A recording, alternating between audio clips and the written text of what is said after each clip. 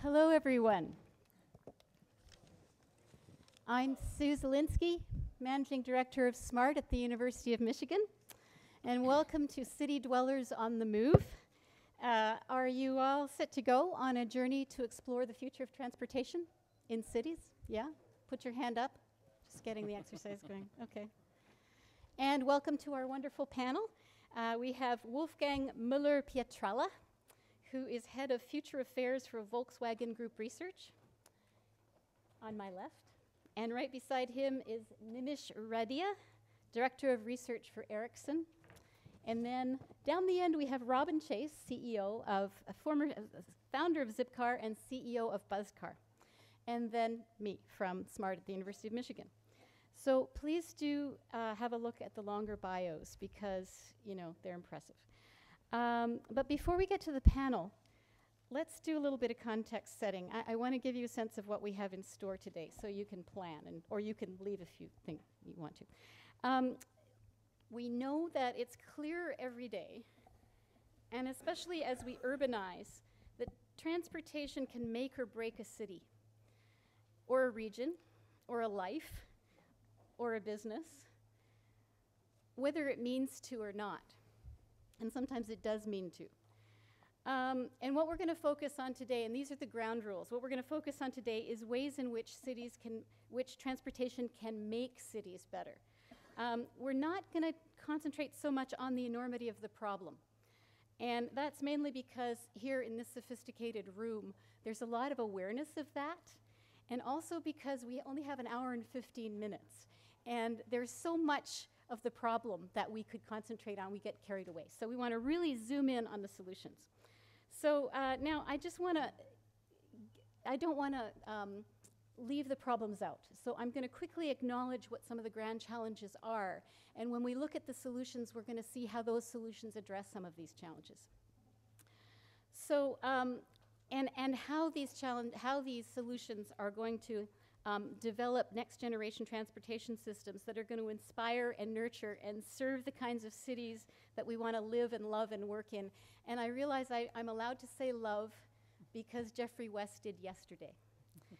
So we all know transportation is pervasive, and it's a bit like food. It's a key part of every single day and sometimes every hour of our lives, and too many hours of our lives and our work. And yesterday we heard even our souls. And of course, it's been getting more intense and more exciting lately. So in a world where half the population lives in city regions, and soon to be 2/3 or 3/4, we really can't entertain realistically the idea that just pumping out clean vehicles is going to solve the whole problem. We'll still have a little bit of congestion on our hands, and some safety challenges, and some land use and sprawl issues. And actually, just for fun, if we could do an exercise, if you could close your eyes. Everybody closing your eyes? Okay, I want you to imagine yourself in a crowded market in Mumbai. And now imagine all of those people in the crowded market who are on foot or on bikes or in rickshaws are suddenly transformed into a car, a single occupancy vehicle. So what happens?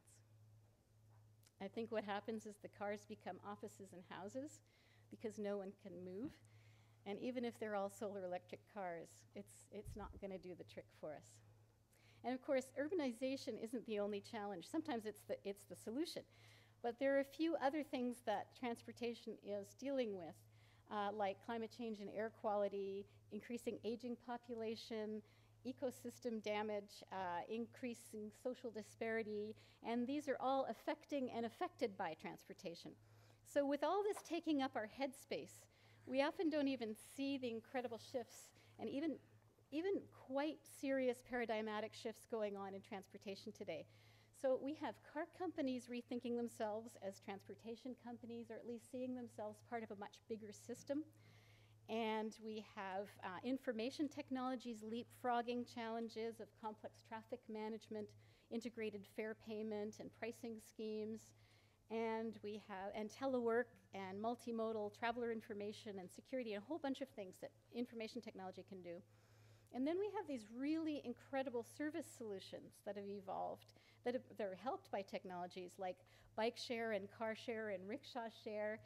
and also known as fractional use or collaborative consumption, which actually Robin Chase coined that term, so we're lucky today to have someone here who coined that term. And we also have an emerging millennial culture that's beginning to decide not to have driver's licenses because it interferes with their texting. So that's a kind of an interesting systems shift, that we're kind of moving into a systems generation that no longer craves the Ford Mustang at the age of 16. And then we have some interesting new thinking on how to actually put these systems in place. So, and to have the traveler in mind, door to door, as opposed to the particular system. So that said, all that is going to be encompassed in this panel to the extent that we can, and then the rest is up to us to have a conversation about it. So we're each going to talk for about 5 to 8 minutes on how we see the future evolving, and the really important ways to address how we're going to make that happen. So I'm going to start with Wolfgang Pietrapella. Okay, thank you very much. So it was a perfect analysis of urban mobility, and so I must say it was absolutely perfect. So one of the questions what we have talked before was, is there a future for the urban car? And I said there's no future for the urban car because we will see in the next years a variety of mobility consumer needs, very complex mobility challenges, and we have to recognize that all the cities has a very specific urban DNA. We learn every day more about urban genome to decode what makes really a city livable and how the system of mobility can evolve, but I do not believe that we will find the answer. We also see very clear in the next years that mobility is not more about driving from A to B, and is also not a question of status. This is a very dramatic point for us because we make a lot of money with emotions and status, and we hope that this point still remain a major point in the new markets, in the BRIC markets. But we see very clear that the future is much more about holistic connectivity concepts across people, spaces, technologies, both physical and virtual. So I hear today very often the word hybrid worlds, mixed realities. But we also recognize that the big issue, the big question of the future is about access. Access to a wide range of mobility, vehicles, services, mobility-related facilities, parking, charging, repairing, retail. And when we talk about access, I also pointed out the new question which coming up about mobility justice. Mobility justice is the key word for wealth, and I believe that especially in the next years, we need to enable people to move, because this is a very basic issue for the next generation. We need to enforce community and all the concept of interaction, exchange, sharing, because in a society where we see a lot of disparities, we need to bring people together, and the people like to share. We have discussed it today. Let me point out two things about the urban DNA. In conclusion, we need a system of solutions, not only one, but we need also to see that people are not equal, and the master project fails because the new architect didn't have recognized that the sheikhs will drive their SUV, and it is not only about logic and about rational things. Based on all this knowledge, we have developed a concept which we call microcity. This is our solution concept.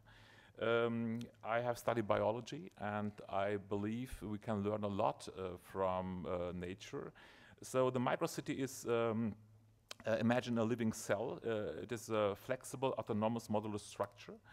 And because most of the cities are already in place, we need to put these microcells in the cities to make the mobility much more fluid. These microcities integrate mobility services, related solutions, community service. They focus on to relieve, to enable, to connect, bring people together. And we believe that with the concept of microcities, we are also able to focus on the space problems in the cities, because we need space is very, very expensive in all the cities, and we need to put the cars away from the street, the parking cars, from the horizontal area to bring them in the vertical area. Finally, our resume, or my resume, is we need there's a future for urban mobility systems, including the car. Of course, we need mobility systems powered by e-mobility. There's no doubt about that. Actually, mobility is not about traffic anymore. For Volkswagen, it's about access, community building, interaction, convenience, connectivity between people and goods. Thank you very much.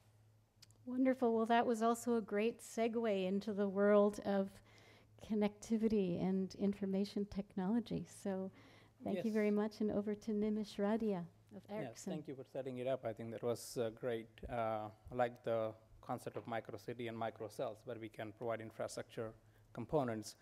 But just stepping back, I think from the mobility point of view, we see a need for a seamless, hassle-free, just-in-time, just-cost mobility options for the users.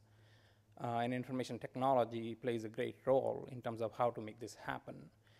So for example, if I'm a user or a consumer, today it's very fragmented system. So you have multiple applications, multiple information that is coming to you as a user, and it is very difficult for you to deal with it. It's just it's an information overflow, and the end result of is that I don't end up using many of the options because I do not know which one to use at what point in time. But if you imagine a scenario where tomorrow, based upon my need for a given day, the system offers me an itinerary of what kind of modality should I be using to deal with the appointments I have in a given day. So my calendar is synced up with the information system that is driving the real-time infrastructure components, and providing that you take the train for the first leg, and then for the second leg, of course, you're going to get into a Zipcar, and then you're going to go to a bus. So the system is not deciding for me, but giving me the options of what's the best way to get to my destination or the task that I have at hand. And that is the key component of the smartness that this information system can bring together. As part of that also, it's about the experience. So it's a mobility experience as we see it. So my experience goes with me. So it is when I switch from, let's say, train to a car, all of my preferences in terms of what kind of music do I like, where am I going? So the navigation system automatically adapts and gives me the best route possible. And if I'm going for my meeting with my boss or with an investor where I need to provide a report, it finds the best, closest FedEx location where I can pick it up from. So that's the kind of hassle-free, seamless experience that is possible as we move forward, because that's the only way you can get the optimization in the system. If you rely upon people to do the optimization, as humans, I wouldn't say we are lazy, but we like to delegate. So anybody who can do my job better, a little bit better, I'm okay with it. So that's the model. We look at agency model, delegation model, and those are the kind of services that needs to come about. And I think you talked about some of them in terms of, and Susan talked about some of them in terms of service-oriented approach to this one, and software and information technology will tie many of these components together to provide the seamless experience. And we see there are three major stakeholders in this, at least three. Of course, the user, people, public enterprise, and private enterprise. They all need to come together to provide the seamless mobility. And Ericsson has done this in a different domain. If you look at the communication infrastructure today, you have that seamless mobility. You go wherever you want to go, you can make a call, you can receive a video call. And that's the type of seamless mobility you want to provide, and it requires many of the stakeholders to come together and many of the information systems to come together to provide that kind of capabilities. So if you look at the user, I talked about the scenario, and from the public enterprise point of view, the agencies needs to provide a framework within which people can share the information that is available from the infrastructure. So they need to, of course, instrument the infrastructure and provide the real-time view of what is happening in the city, and use that, or somebody can use that to provide the type of seamless mobility that I talked about before. So that's one aspect of it. Also, from the public enterprise point of view, it is nothing comes for free, so somebody has to pay for these things. So how do you provide a business model where you can not necessarily try to profit from the information, but provide just use kind of, or fair use kind of model of the information that is coming from the infrastructure? So that if an application creator provides a value to the user which generates profit, that profit has to flow back somehow, in some manner, in terms of evolving the infrastructure, enhancing the infrastructure, and maintaining it as you move forward in a cost-effective manner, so as we talked about it before. So that is the part of the information ICT system that can enable that kind of business model as we look at it. And for the enterprise's point of view, or private enterprise point of view, of course, they are provider of some of the ICT infrastructure that I talked about. But they are also, so for example, the automotive industry needs to provide a capability for their car to be personalized and customized on a minute basis, not in terms of manufacturing basis. So when you are in service, you can personalize and customize that asset to meet users' need. So that's a key component in terms of how they can, and we are working on connected car, and you can look at the charging vehicle we have outside, which provides some of the solution, and you saw the Echo bus presentation, which kind of goes in that direction, which enables this kind of capabilities. Also, for the private enterprise, they need to change their ways of working. And that goes to virtualization of enterprise or globalization of enterprise, as Will talked about in the first day keynote. You need to be allowing people to work from home or work from where they are, so access is available in that place, and you do not have to travel 2 hours, 4 hours every day to get to work and be productive and provide service to the humanity, as in that sense. So you need to change the ways of working. You need to use more telepresence. You need to change.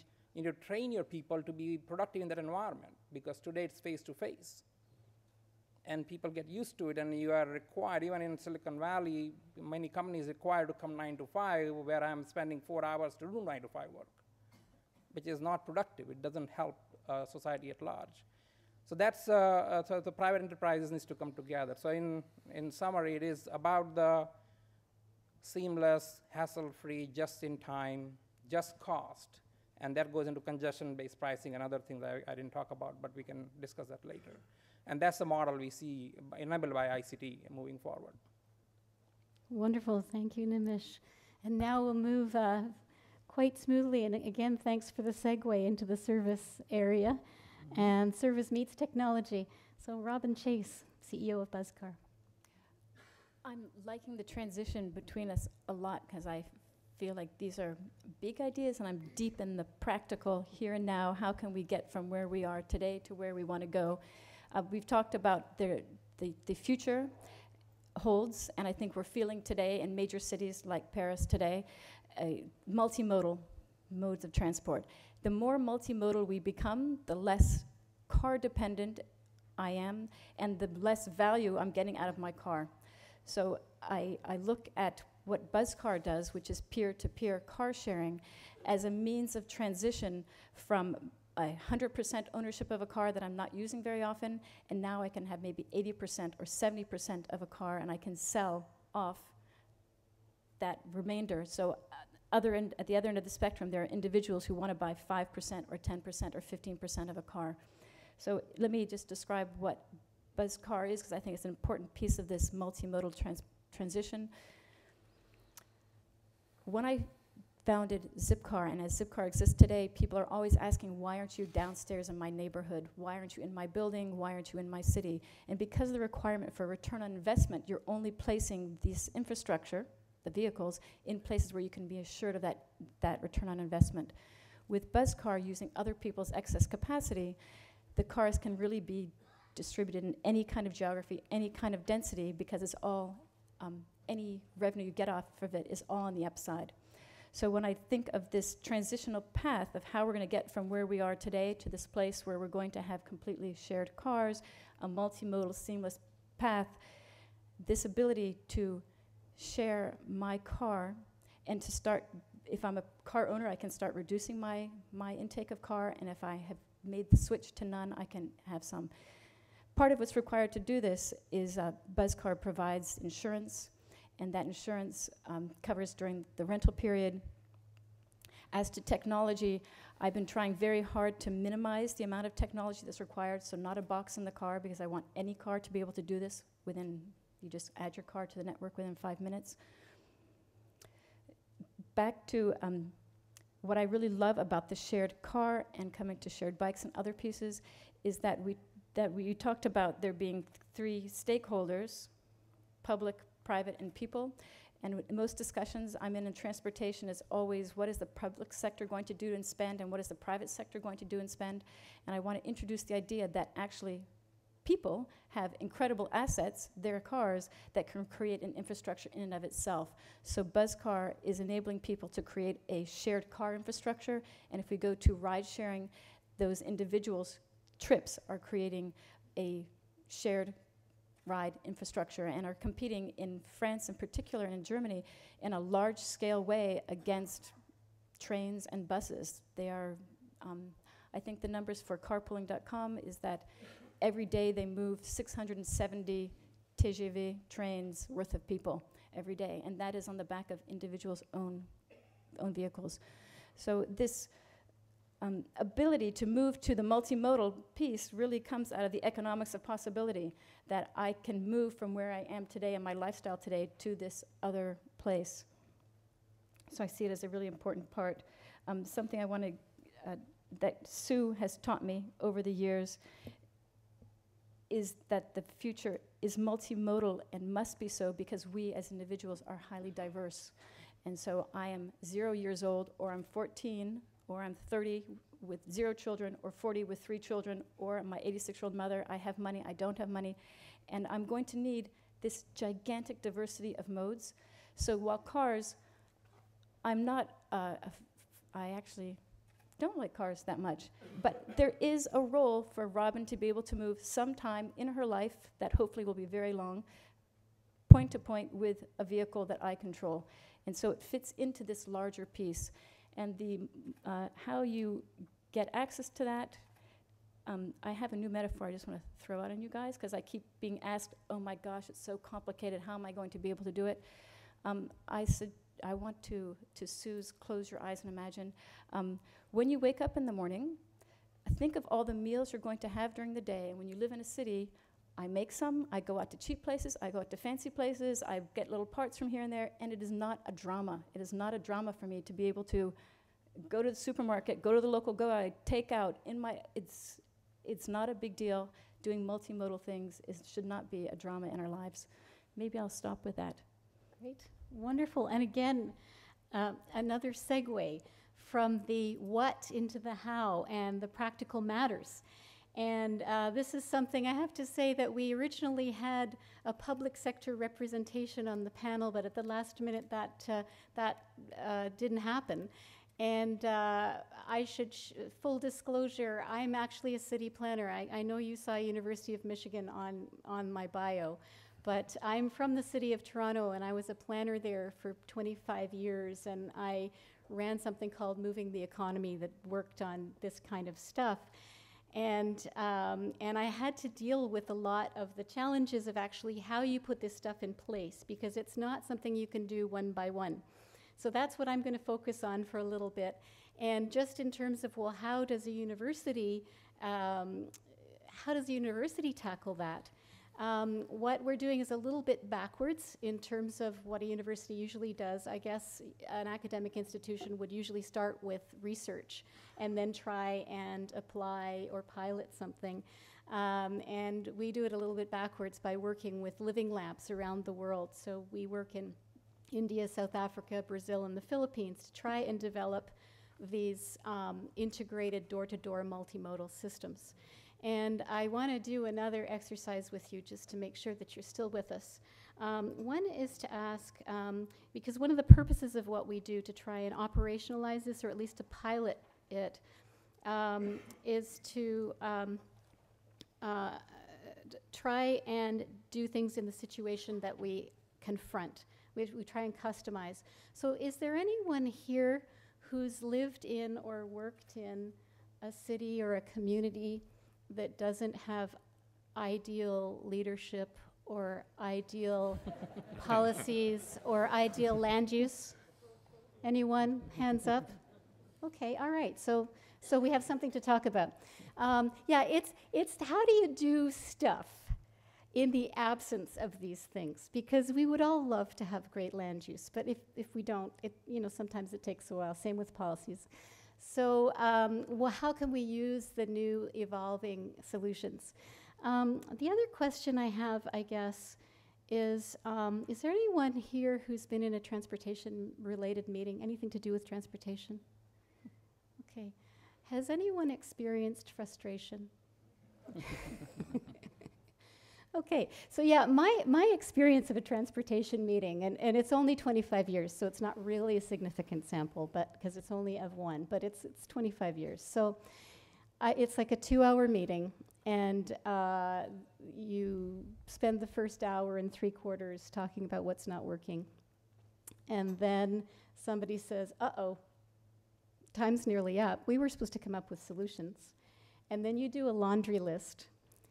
And the laundry list is kind of all over the map because there's so much complexity in transportation.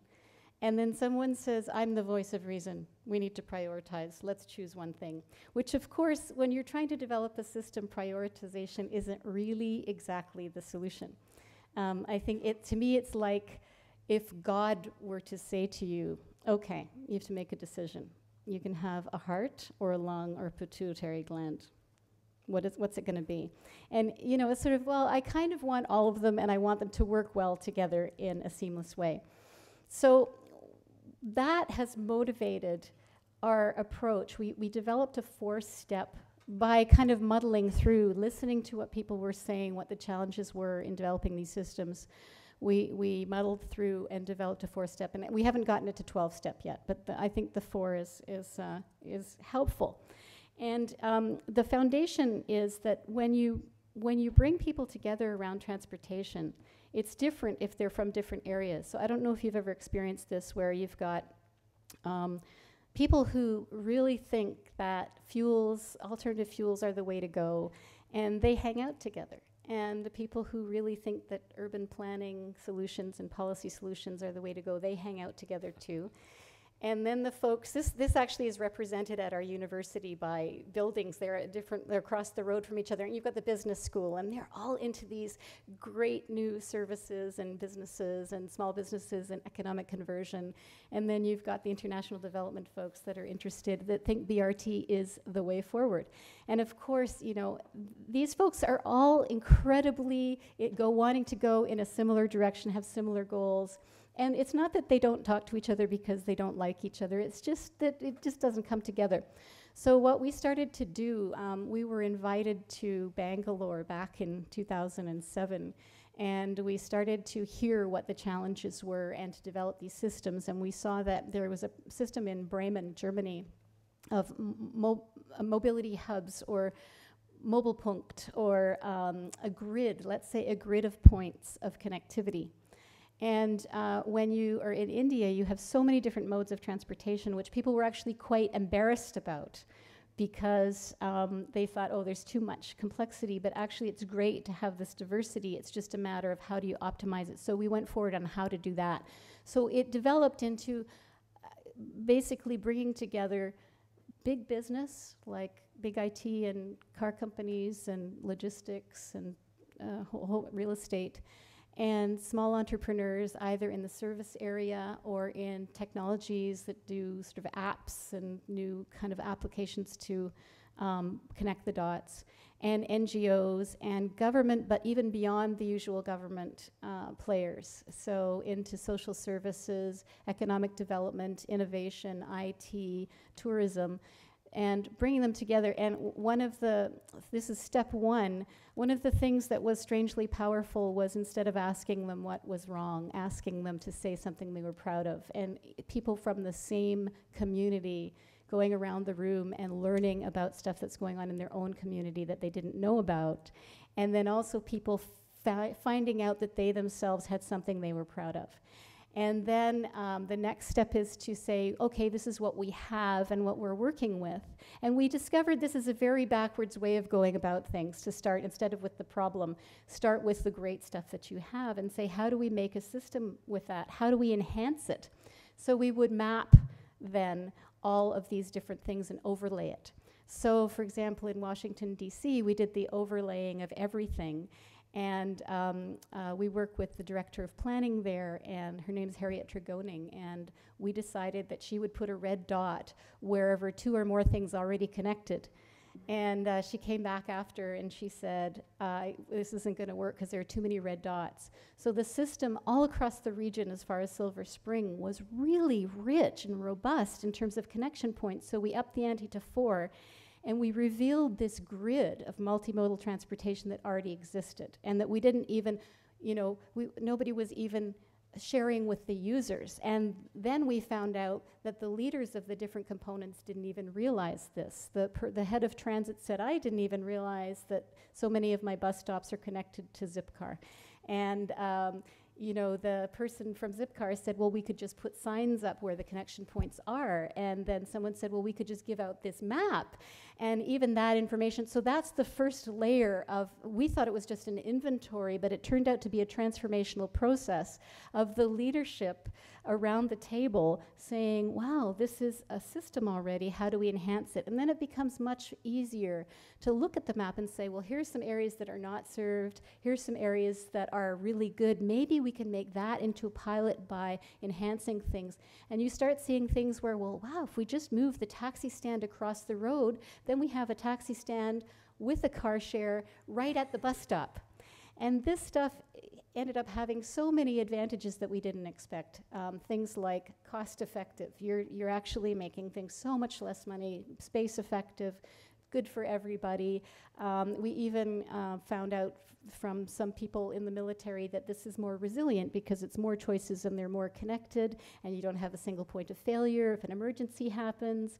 So you find all these things, and it's actually something you can do right away. You can instantly see the map, you can give out the map, you can put up the signs, And then the kind of implementation is not like a big master plan that you have to spend 4 years on and get complete consensus. You have this capacity in one area to say, oh, look, here's a state legislator that wants to get together with a small business that wants to get together with somebody from the state to put something in place to enhance that area. So that's the kind of approach we've been taking, and we've actually started to network the leaders of these different projects. And we're still at a very preliminary stage. There have been some fantastic things, though, in Cochin in India. We're on the ground. There's a big multimodal station that's part of an entirely integrated system. So that's really beginning to move forward. So I just wanted to share some of the how and that we're exploring.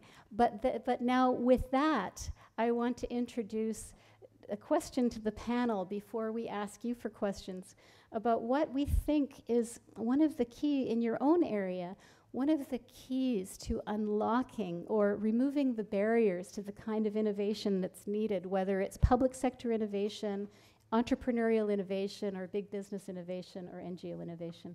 So I'm going to let anyone jump in. Robin. Since I've just been launching this company, I have been filled with first-hand experience of barriers.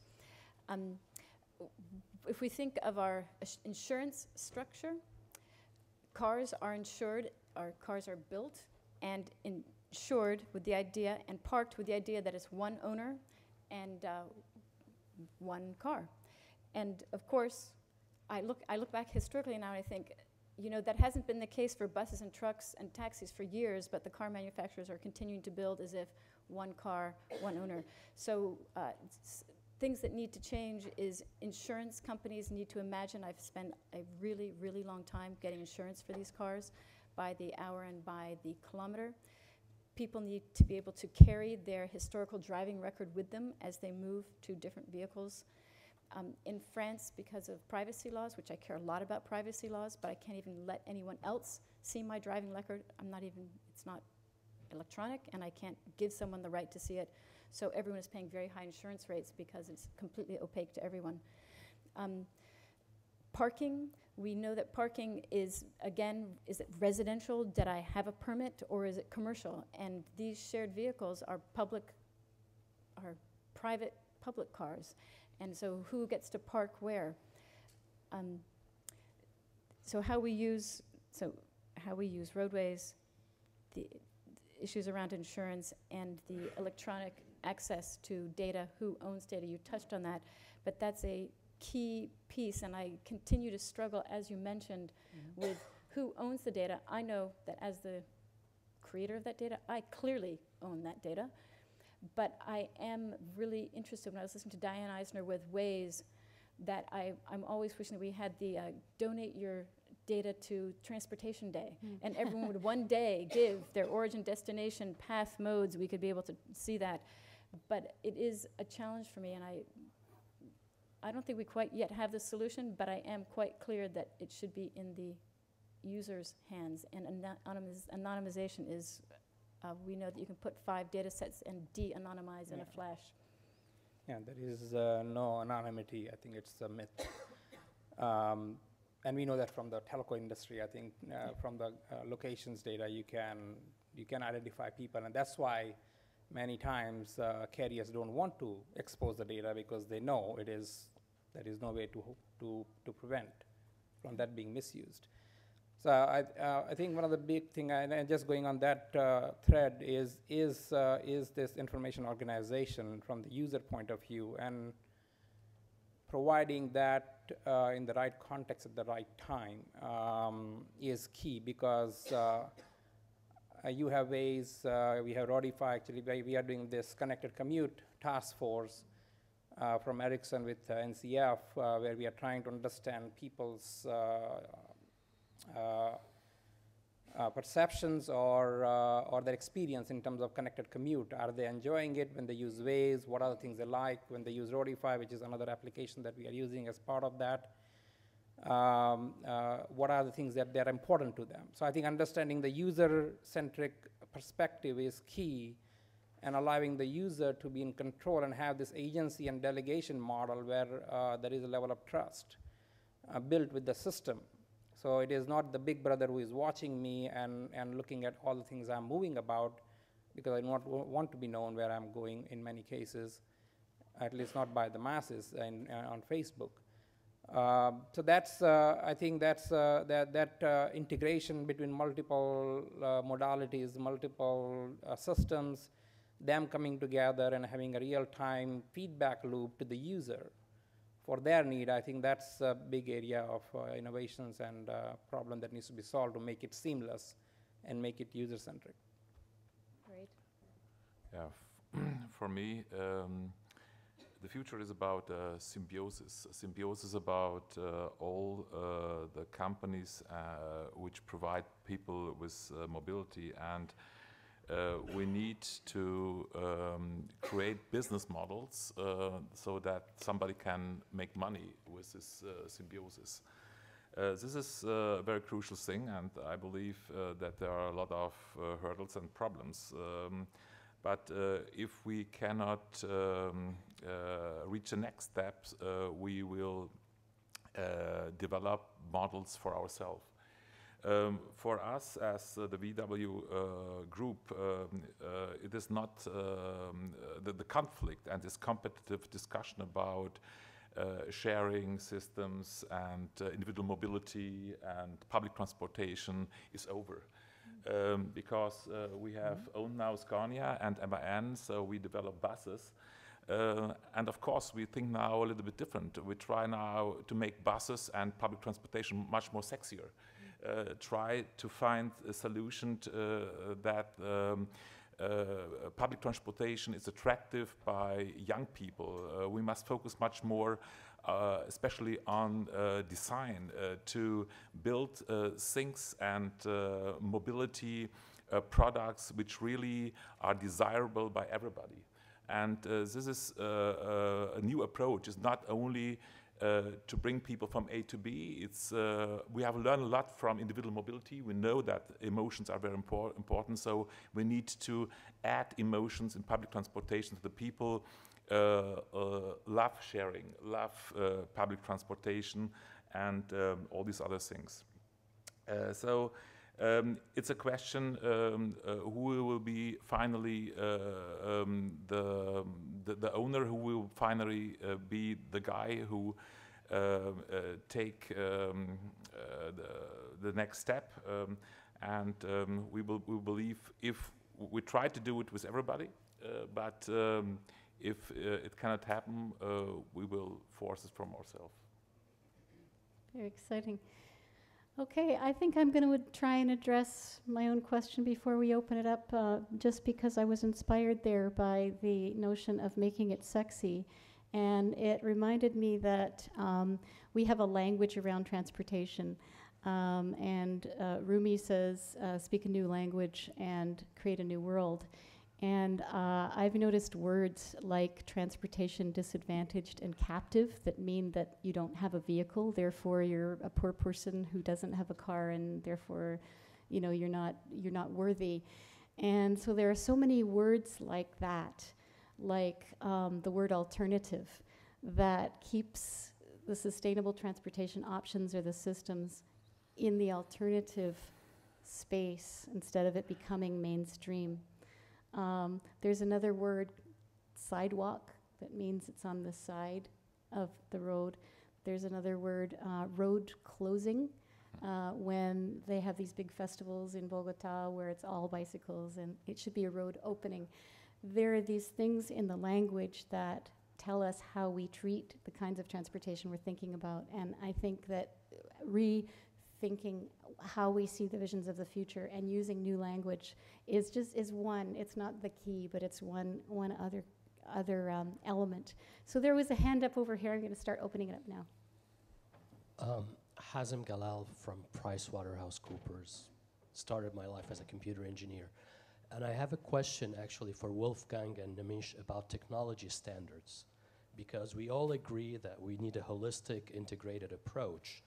But how do we make sure that, you know, at the industry level, you know, that, for example, an electric car, we don't face the problems we have with phone chargers today, that the electric vehicles, you know, that if Siemens and VW are working with Ericsson and Volvo, these things will talk to each other. So what are you doing from an industry perspective or a multiple industry perspective to create these standards? Especially for e-mobility, there are a lot of discussions in the automotive industry, and not only within the automotive industry, with all other industries to focus on these standards, because there is no automotive, no e-automotive future without these standards, of course. And we need to address this point very carefully, especially because we need similar standards in Europe. And last week I was in Brussels, and we have discussed these points with some members of the EU Commission. I'm sure that everybody is now aware about these standards, but probably is a little bit too early that we focus now only on standards, because these new technologies need a little bit more competition to reach an adult stadium. Really, these innovations are affordable, reliable, and so everybody can use it intuitive, and so we need to make a lot of research in the next years. I agree, we need standards as soon as possible, but we need also some time to do it well, and not to overwhelm Europe and the world which technologies which in the next 2 or 3 years we must rethink.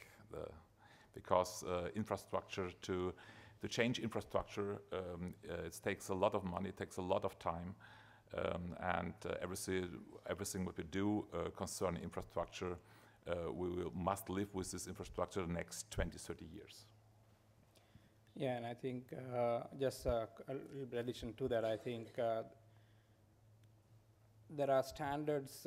This is a holistic approach, right, as you said correctly. So you need to look at not just standards for the cars or vehicle standards, but information technologies, information standards in terms of how do you share information between different modalities, because they are owned by different agencies and have evolved in different ways. One of the things that we are trying to look at is how, and actually Volkswagen and others are doing as well, is to open up this platform so that developers can come and create new engaging experiences, and that should drive some of the requirements on how the interoperability should work and the standards, because bottom up is and we have done in telco industry, it takes long time.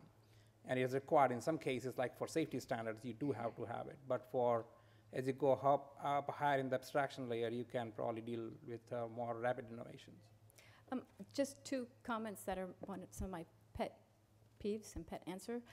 The Chevy Volt that was sold, just Chevy Volts being sold last year, 40% of the ones that were sold with an adapter plug from the crazy single-purpose mode that people keep thinking electric chargers need to the regular wall socket. And I think that is the future. We just want to use the same old standard. Why are we creating this crazy thing? So that was just point A. And the second point, when we talk about the multimodal app, the multimodal platform, it's constantly, as I move about, every car manufacturer wants to have be the guy who organizes it. Every Cisco and IBM, they want to be the organizer. And I think back to my friend Tim Berners-Lee, who's working on linked data, and I think we're going to actually see that it's not going to be a closed system, that we will publish our transportation data in such a way that's discoverable by everyone immediately. And as an entrepreneur, I know that I won't be in IBM's perfect world multimodal app because I'll have started something brand new that they won't know about. So for me, it's very important that it is a live, publishable, de facto data standard that will come out and treated in a totally different way.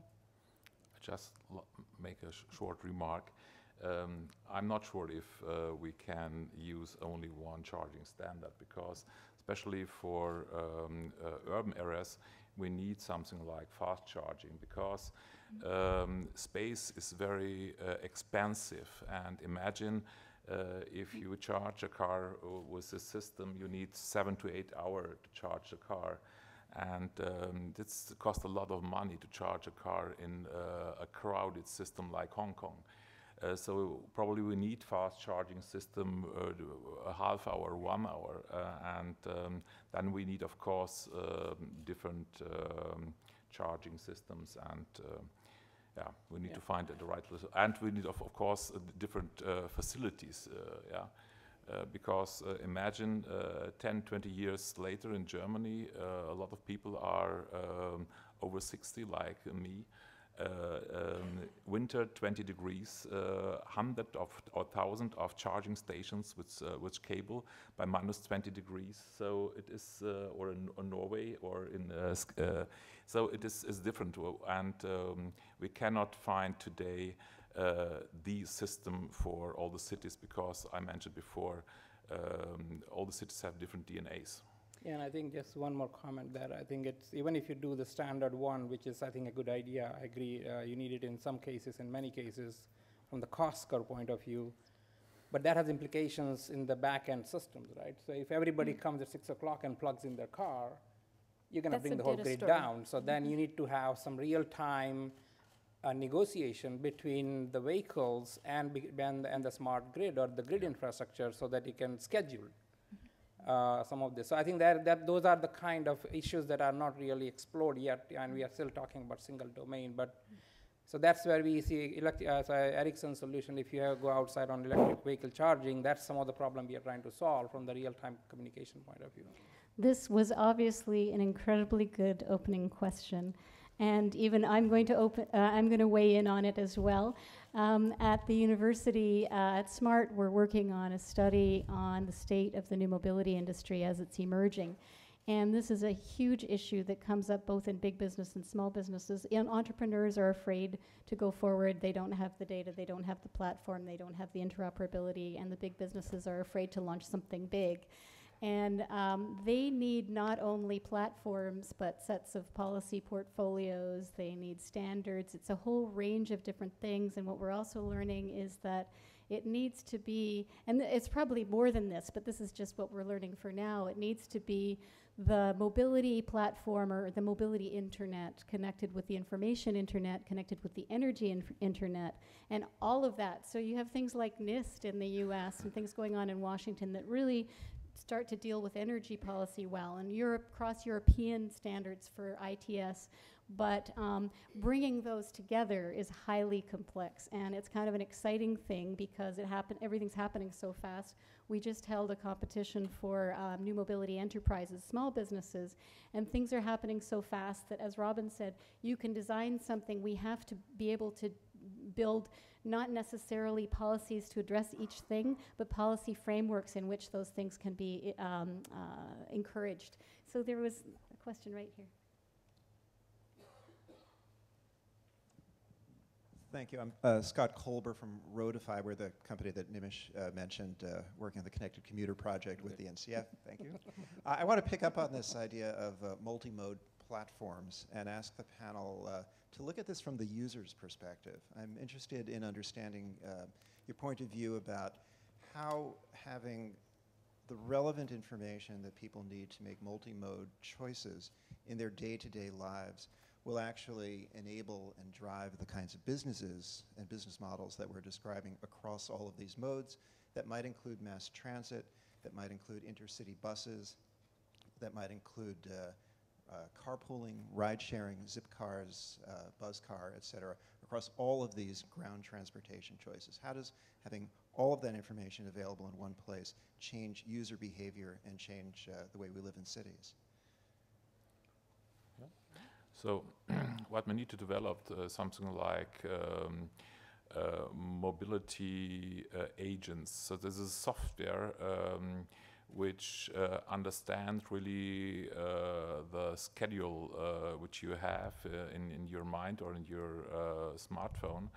And necessary in this case is that public data and data about transportation are part of the internet, so are in something like in the mobility cloud. And so these agents can find then for you in real time and in the forecasting. This is much more difficult. So real time is today, but tomorrow, and what you like to need is a forecasting system. And we know that a lot of universities in the world, like in Zurich, they develop forecasting system, so you have the opportunity to optimize your schedule based on forecast traffic solution. And I hope that in some years, in 3 to 5 years, we'll see the first solutions on the market. Any other comments from the panel? There's too many questions. Go. Okay, question right here. I wondered, this is for Robin, are there any insurance companies here you've talked to? It seems to me that this is a market inefficiency that a smart insurance company would be really interested in going after. And second, since there are too many questions and maybe you want to answer only one, what about self-driving cars? It seems to me that those are the ultimate solution to a lot of this, including saving people time. Just quickly on the insurance piece, I ended up getting 5 companies who put in bids. In the US, it's more challenging. It's state by state. I think it's going to be a country by country challenge, and it will never be a cheap, fast one until we've got real critical mass, and then they can look elsewhere. So it's a challenge. The self-driving cars, I had a discussion with someone here, Charlie Hale from Google, about the self-driving cars. I have mixed emotions about the self-driving cars. One is, no matter who's driving it, it's still taking up space in the city, has to be parked, so we think of always parking and what's the movement on the road. So any shared vehicle, and one would think self-driving vehicles will be shared vehicles, those take up less space because you need fewer of them. As to the driving on the street, then again, so how many people are in that vehicle and what type of road space is it taking? I see for public transportation, this should clearly be connected because that's one of the boons. I can now be paying attention, I can be surfing the internet, I can be looking at my email, I can be doing other stuff as I'm going along. The self-driving cars, the one piece that concerns me as a parent who's been a chauffeur way too much, already I know that there's a whole bunch of empty trips that I'm taking, as in I took my kid to soccer and now I'm driving back, and then 2 hours later I'm going to go pick them up and I'm driving back, and half of those trips are moving nobody except for me. So with a self-driving car, if we don't get the pricing correct, I'm going to whistle and that car's going to come and we're going to have a whole bunch of cars doing dead trips because they're self-driving. So I think how it fits, what the pricing model, what the size, how many people, it's a complicated. Yeah, and just a self-driving car, I think if in Bangalore, if it takes you 42 minutes to make a U-turn, I don't think self-driving car will help you. So. I agree. So for some roads, especially in Europe or United States, the technology will be ready probably until the next 10 years.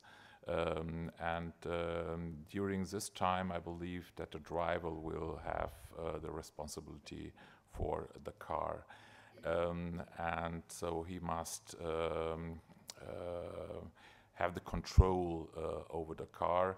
For the next years, we'll see a huge increase in the capability and ability of driver assistance systems, so the high-end systems. But the step that the driver can leave the driver's seat, I do not expect in the next 20 years. Hi, I'm Dagmar Blume from Bombardier Transportation. So we are doing rail systems. And we a lot of times struggle that we have a lot of potential customers who have a problem then to be able to afford a railway system to make it work. And we had one client in the city of Salvador in Brazil who made a very different approach in their procurement approach. So rather than having a consultant making up the request for proposals, they asked industry and industry consortia to come up with proposals on the solution. So that would be like Wolfgang, Nimish, and me sitting down together to make a proposal for you, while you get other proposals from combinations, I don't know, Alstom, IBM, and so forth. So that was very interesting, and then from these proposals they decided what kind of transport modes they were going to implement rather than being very rigid. Because from the industry side, every time it's very rigid, we struggle that we have a lot of one-off cost. And if you have to develop something new, it's not just more expensive, it's also not proven technology. And like we heard this morning from Mr. Rice from GE, infrastructure has to work, so customers are resilient to buy very innovative, non-proven technologies for good reasons. And so a change in the way these solutions are procured might also help to speed up the innovation to make the connective multimodal mobility a reality. Comments? No?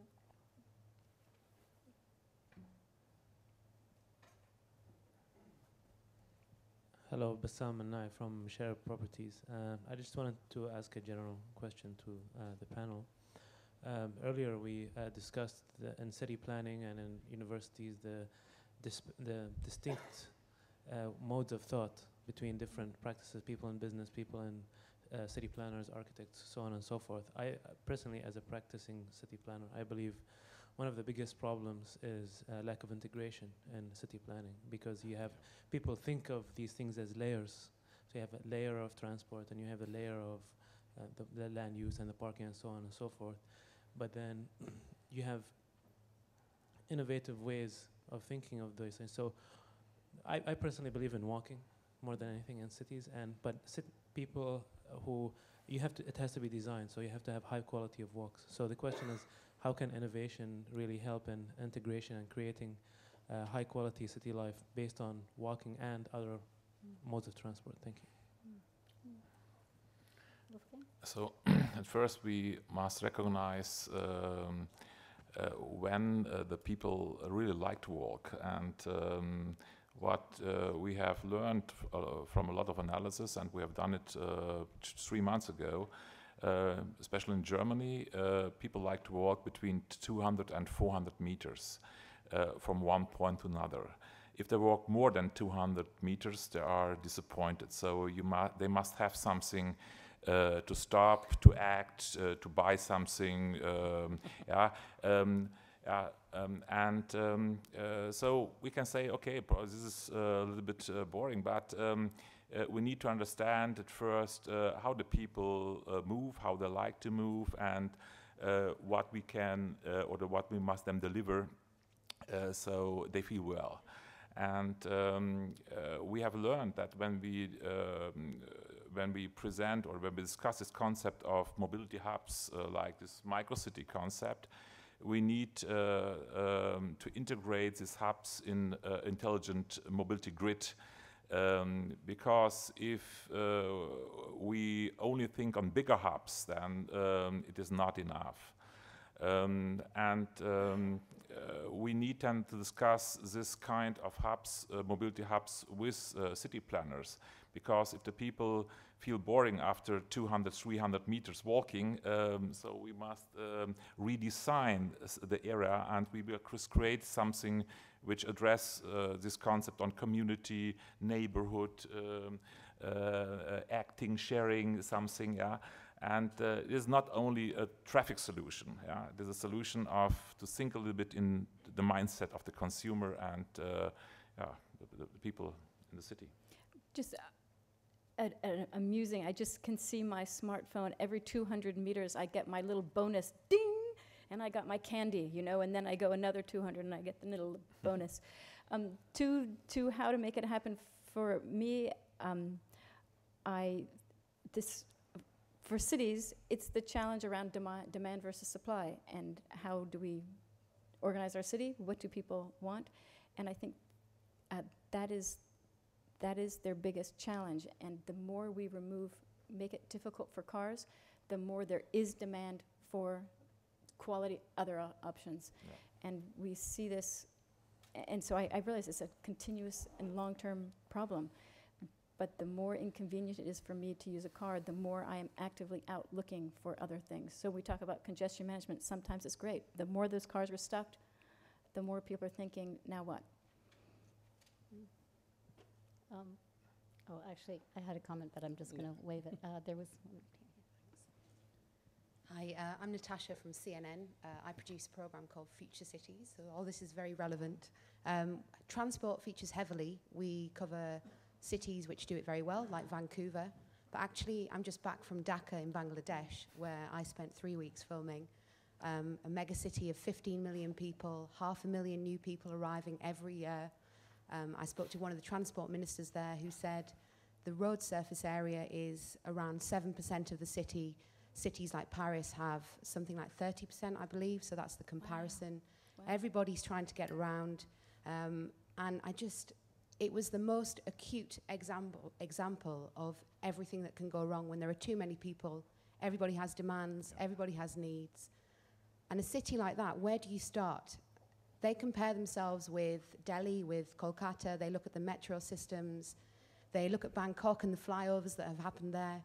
But they're unsure where to start. They've got this enormous mammoth document, the Strategic Transport Plan. It promises a metro, it promises rapid bus transit, it promises pavements, it promises flyovers. I mean, I have a feeling that not very much of that is going to actually happen. So where does a city like that start? And there are ever more cities like that around the world, these huge metropolises, often in Asia, with just teeming people who, I mean, where do they go and what do they do? I have to jump on this one because this is what we do. And each time we do it, it's shocking at how transformative it can be for people in their own cities that are in charge of particularly different things that have never met each other, getting together to say, yeah, it's our own thing. So when we do this mapping and they say, well, when are you going to hand us the report? No, we don't write the report. You write the report. You have a process now. You have a skill for identifying the things and customizing. And the number of times the first expectation is, oh, you're going to give us this big design with lots of mega infrastructure, and it's for one area in the city. And so it might be like a redesigned multimodal hub that's LEED standard, and it's got Cineplex and cafes somewhere in India. And it isn't connected to a network or a grid of other really useful things that are very low cost. And I think you can actually start to identify when people start to think about how they live.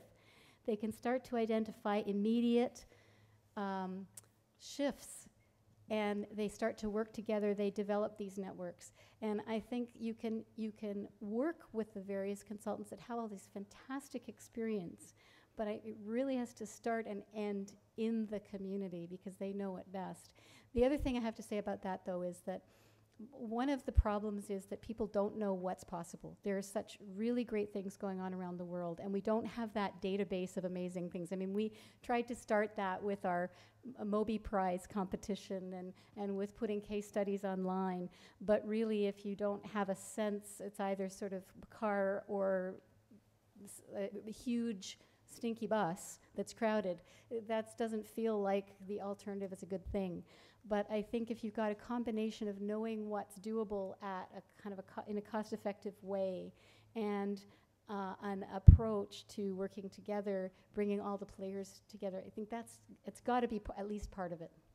Well, I think at least for some of those emerging markets, all the people who are moving in, probably they have a cell phone, if nothing else.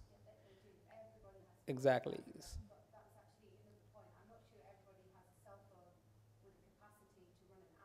Exactly.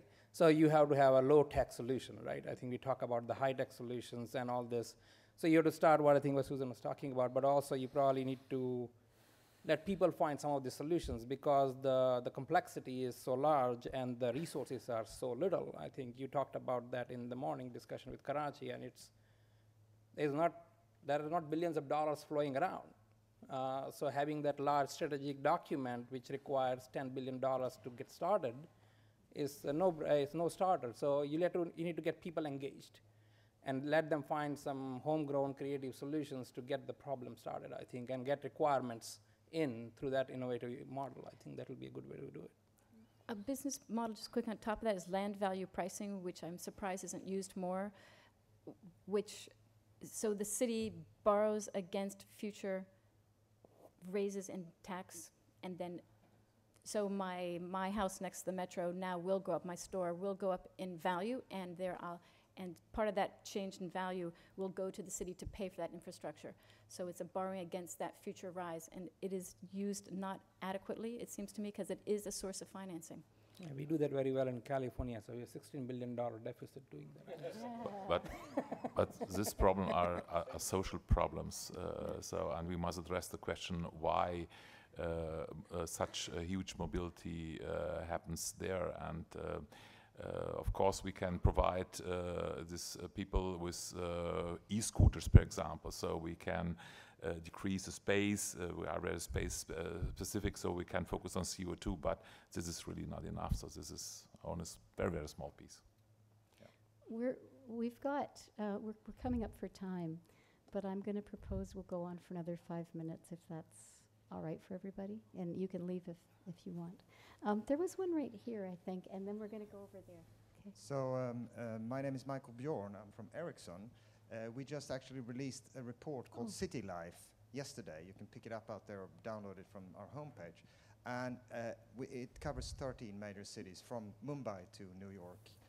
So we're fairly global in that. And actually the thing that these cities have together in common is actually that commuting is the #1 source of dissatisfaction with city life.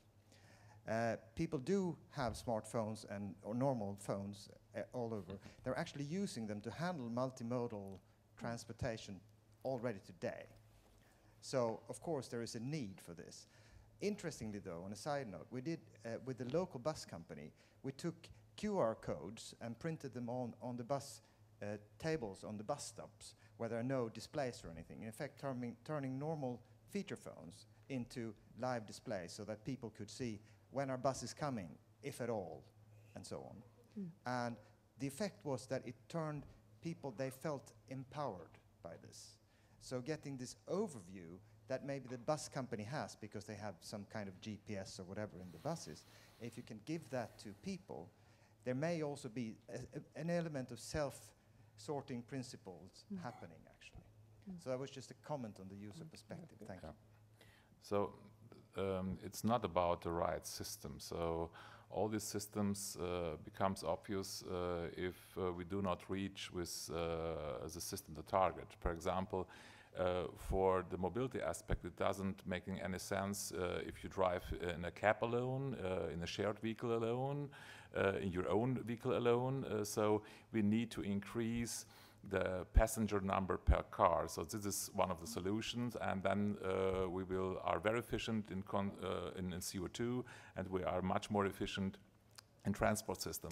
So, but we need to find good solutions together with Ericsson, together with a lot of companies, how we can create this community so the people are engaged to use these community systems. Yeah, and I think key part of that is also trust, right? If you are going to share the ride, I think in Paris it's probably a little bit different because of the economic profile of the crowd. But if you are in Dhaka or in India, I don't think I'm going to pick up anybody on the road because it's I may not be alive next time around. So it's I think how do you enable that? What's the trust level when if you're looking for a ride, I can probably get that information somehow through this crowdsourcing and community rating that can enable some of this collaboration and homegrown solutions. But what's happened if you can read his Facebook profile before you pick up it? There's solutions. I think that's. I would like the rating of other people who have given him ride before to see if they allow. That's what's done. That is what's done. Yeah, and that's done in Zipcar as well. I think. Did you have a question? And ride-sharing companies. That's done. Exactly. Sorry. Thank you. My name is Ian White. I work a lot around the orbit of urban planning organizations. I'm pretty dismayed, maybe even appalled, the length of time it takes to write a document, right? To kind of look at a master plan, even something as looking 30 years into the future, 5 years into the future, which is a very short term. The ability to turn these things around and then kind of get consensus and develop them takes a very long time. A lot of the data that's being modeled is historical and incredibly backwards looking, because agencies, in this case, may not provide it because it may not be collected. So there's some role that governments can do to certainly force this information available. But looking forward, what about, and I don't mean to be flip in saying this, but what about something like jetpacks? When do we think about kind of this next wave of urban mobility, right? We're thinking about now using a lot of smart solutions, but there's going to be another wave after that. And so if we're thinking about cities for the next 5, 10 years, or is it 20 years, when do we think about the next generation of tools that are going to enable us to take advantage of personal mobility? Any comments? I think jetpacks are, again, a solution for people with money. I don't think you can share the jetpack, so that won't work well. I think we need to look at maybe more low-cost alternatives and solutions, and more of a user-centric view of it. I do not know what the answers would be in 10, 15 years. We need to try these things out. Yeah. Mobility justice. Exactly.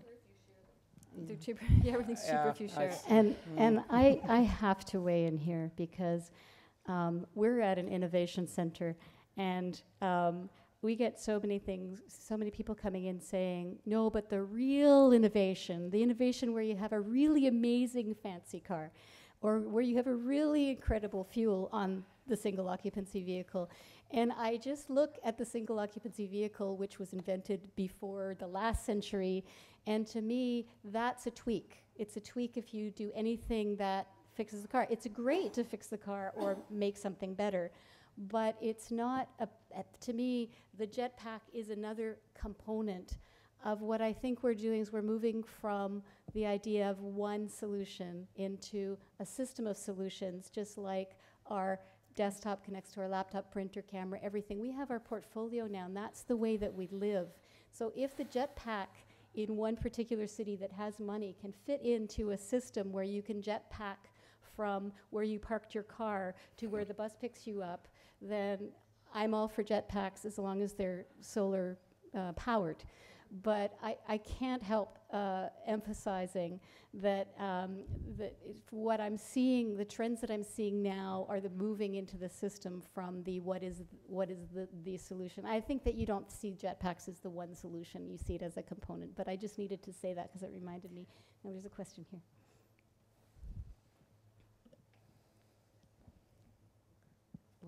Good afternoon. I'm Mariana Alegre from Lima, Peru. I work in research of mobility back in my country. And Robin, my question is for you. I'm wondering, what about, just told us about insurance obstacles, but what about government obstacles? In Lima, we have informal ways of sharing cars, and they are, of course, being prosecuted and taken away of the transport system, which is not, of course, as better as any other one in the world.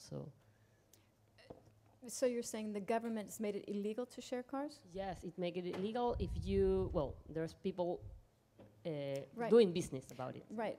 I gave a talk in Seoul, and it was on shared transportation, and that was my point exactly, that if we look throughout around the world and in less wealthy countries, they have been sharing vehicles forever, their entire lives. And then what happens is we fancy consultants get in there and say, you know what, forget all that sharing stuff, you have to have all these rules and laws. It is, it's maddening. And I was just talking with a colleague who was, they're particularly irritated in the transportation system with the 45 little minivan bus drivers who are all arguing about the price and whatever. And I think banning them is not the solution. You can regularize them in other ways and provide them better information systems so they know better how to distribute themselves.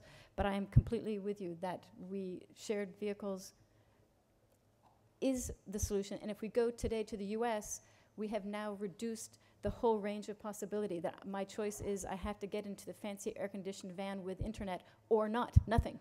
And I can't jump into the guy's car next door. And we need to be changing that in these wealthy countries and deregulating and maintaining what you're doing. So I agree. Well, that brings us to the end of our questions. I'm going to ask the panel if they have any very last, very short final comments. Time for lunch. Thank you for your great questions. Thank you to the panel.